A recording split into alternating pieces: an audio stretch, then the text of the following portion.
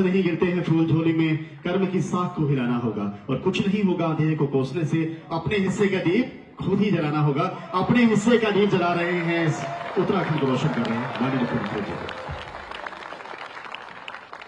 भारत माता की, भारत माता की।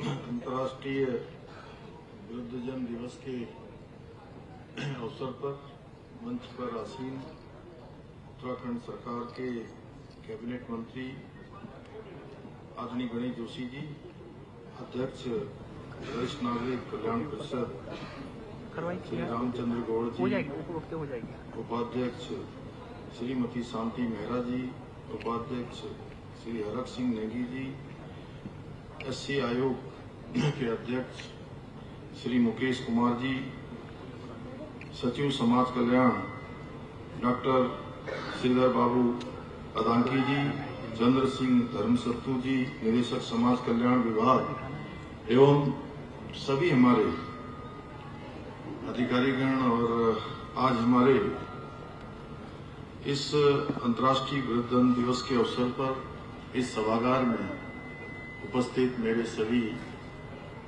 वृद्धजन, सभी बुजुर्ग, सभी उपस्थित हमारे माताएं, बहनें, सभी नौजवान साथी, मैं आप सभी का आज अंतर्राष्ट्रीय वृद्धजन दिवस के अवसर पर आप सभी को हार्दिक बधाई देता हूं, शुभकामनाएं देता हूं।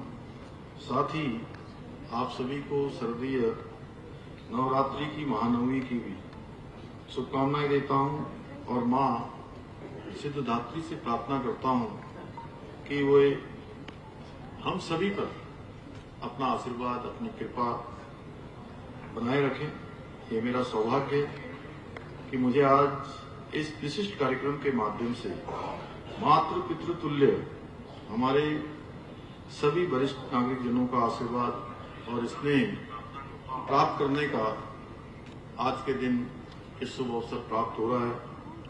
यह आप सभी का आशीर्वाद है कि मुझे राज्य के मुख्य सेवक के रूप में निरंतर कार्य करने की ऊर्जा और प्रेरणा प्रदान करता है।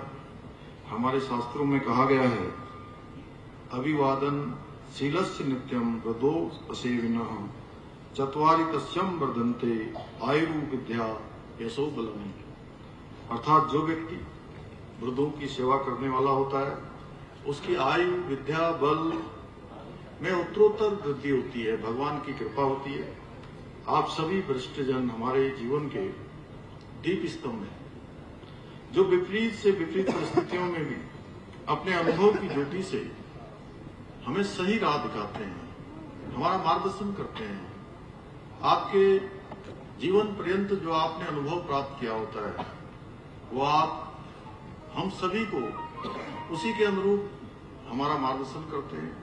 चुनौतियों का सामना करने के लिए जो अनुभव की आवश्यकता होती है, अपना अनुभव पीढ़ी दर पीढ़ी पढ़ाने का काम आप सबके माध्यम से होता है।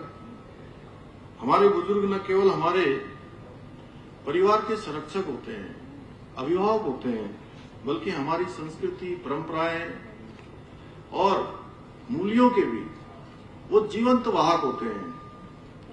मेरा मानना है, जिन घरों में बड़ों का आशीर्वाद होता है, उनकी कृपा दृष्टि होती है, वहां सदैव सुख, शांति और समृद्धि का वास होता है, वैभव होता है, हर प्रकार से संपन्नता आती है, घर में संतोष होता है।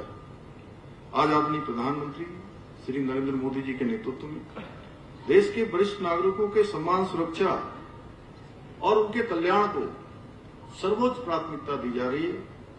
केंद्र सरकार द्वारा अटल वयो अभ्युदय योजना, प्रधानमंत्री वय वंदना योजना, राष्ट्रीय वयोश्री योजना, वरिष्ठ नागरिकों के लिए स्वास्थ्य बीमा योजना और पेंशन योजनाओं जैसी अनेक योजनाएं संचालित की जा रही हैं, ताकि हमारे वरिष्ठ नागरिकों को सुरक्षित, सम्मानित और सुरक्षापूर्ण जीवन यापन वो कर सकें। इसलिए आदरणीय प्रधानमंत्री जी ने आयुष्मान भारत योजना के अंतर्गत 60 वर्ष से अधिक आयु के सभी वरिष्ठ नागरिकों को निःशुल्क चिकित्सा सुविधा सेवा प्रदान की है। आदरणीय प्रधानमंत्री जी के मार्गदर्शन में, उनके सहयोग से हमारी सरकार भी वरिष्ठ नागरिकों के लिए, हमारे वृद्धजनों के कल्याण के लिए पूरी तरह से संकल्पित होकर कार्य कर रही है। हमारी सरकार द्वारा वरिष्ठ नागरिकों को आर्थिक रूप से आत्मनिर्भर बनाने हेतु वृद्धावस्था पेंशन योजना के अंतर्गत प्रतिमाह 1500 रुपये पेंशन प्रदान की जा रही है। और आप सबको ध्यान होगा कि जब मैंने राज्य के मुख्य सेवक के रूप में काम करना प्रारंभ किया था, उस समय हमारे वृद्धजनों के लिए परिवार में केवल एक ही दंपत्ति, एक दंपत्ति में से किसी एक को ही इस पेंशन योजना का लाभ मिलता था। और बहुत से परिवारों में आपस में ये भी होता था कि मुझे पेंशन मिल रही है और मुझे नहीं मिल रही है, पत्नी को मिल रही है, पति को नहीं मिल रही है, या पत्नी को मिल रही है, पति को नहीं मिल रही है। मैं आप सबको बताना चाहता हूं, मैंने देखा कि कई घरों में मजाक में थोड़ा झगड़ा भी हो जाता था। हमने कहा कि किसी भी कीमत पर हमारे वृद्धजनों को हम झगड़ने नहीं देंगे, आपस में कुछ कहने का अवसर नहीं देंगे, और हमने दोनों ही दंपत्तियों के लिए पेंशन की व्यवस्था करी, दोनों बुजुर्गों के लिए पेंशन की व्यवस्था को इसका प्रावधान किया। इस योजना के अंतर्गत लगभग 6 लाख वृद्धजनों की डीबीटी के माध्यम से पेंशन की राशि उनके बैंक खातों में सीधे ट्रांसफर की जा रही है। इसके साथ ही हमारी सरकार द्वारा राज्य के सभी जनपदों में वृद्धाश्रम की व्यवस्था को लगातार सुदृढ़ किया जा रहा है। पिछले दिनों एक कार्यक्रम में मैंने घोषणा भी की है, और हमारा समाज कल्याण विभाग, अभी मैं, चूंकि ये विभाग के पहले मंत्री चंदन रामदास जी होते थे, उनका देहांत हो जाने के बाद इस विभाग के प्रभारी के नाते भी मैं ही इस विभाग को देखता हूं, तो मैंने एक घोषणा करी कि अब राज्य के प्रत्येक जनपद में कोई जनपद ऐसा नहीं रहेगा जहां हमारे वृद्धजनों के लिए वृद्धाश्रम नहीं होगा। और इसके लिए हमारी सभी स्तर पर तैयारियां हो रही हैं। वर्तमान में बागेश्वर, चमोली, उत्तरकाशी में राजकीय वृद्धाश्रम संचालित हो रहे हैं, जबकि देहरादून, अल्मोड़ा और चंपावत में नए भवन निर्माणाधीन है।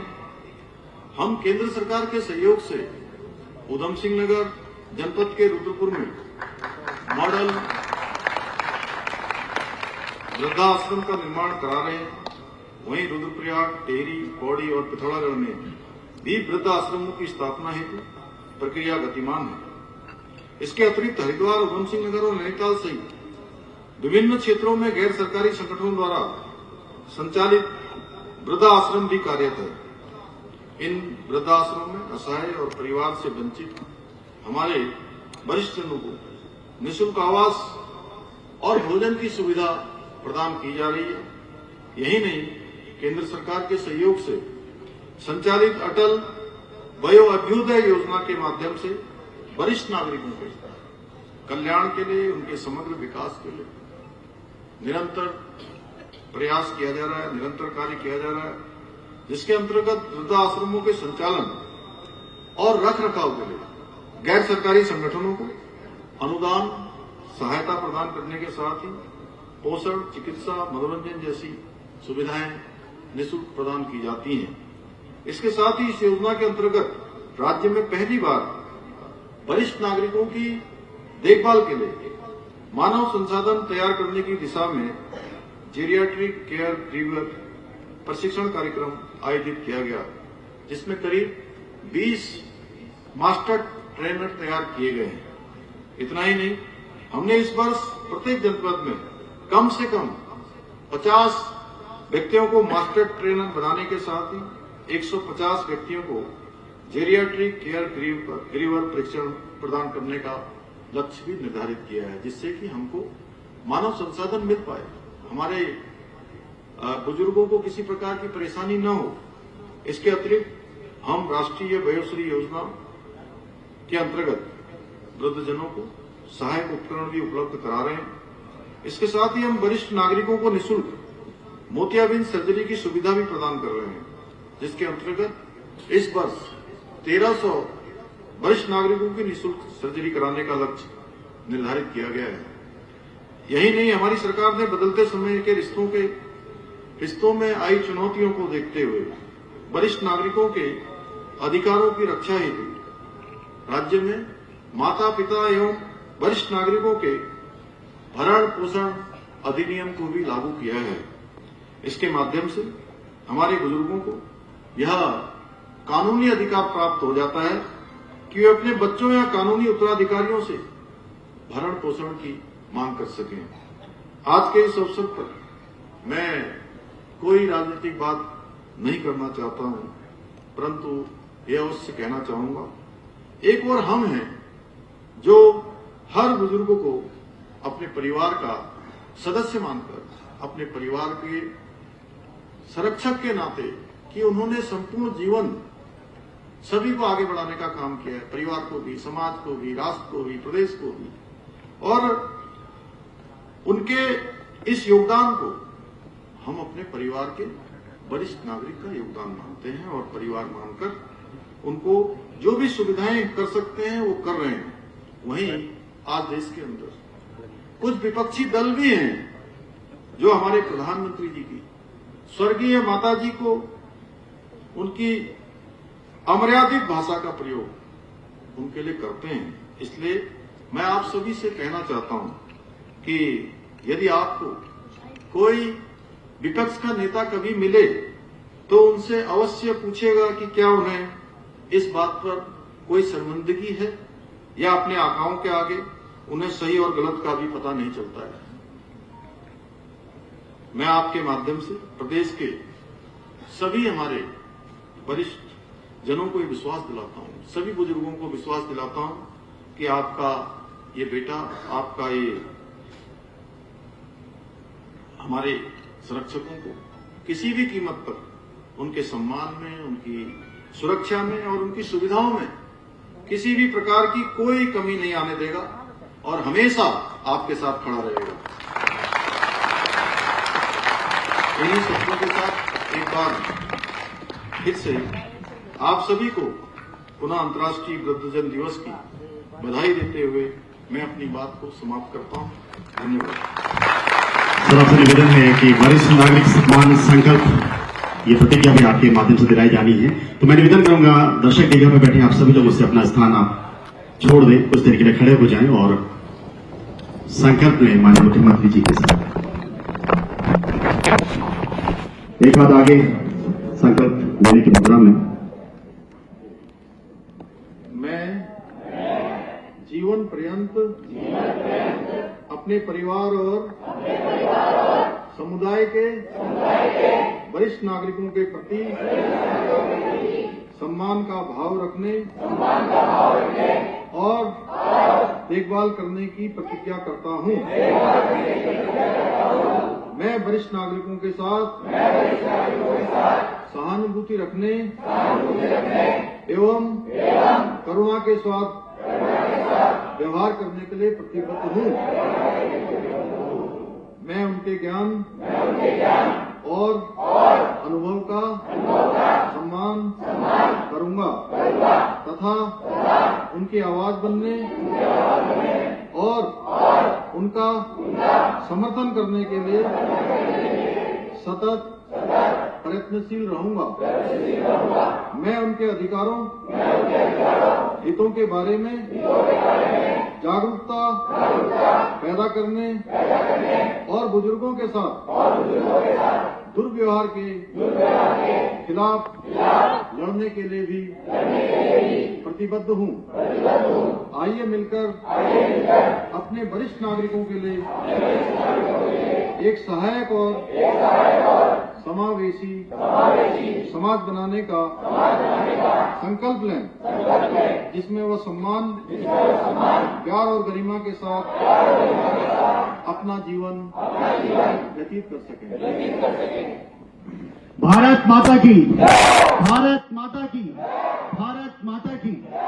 बहुत बहुत धन्यवाद माननीय मुख्यमंत्री जी। और आप लोग अपना स्थान ले लें।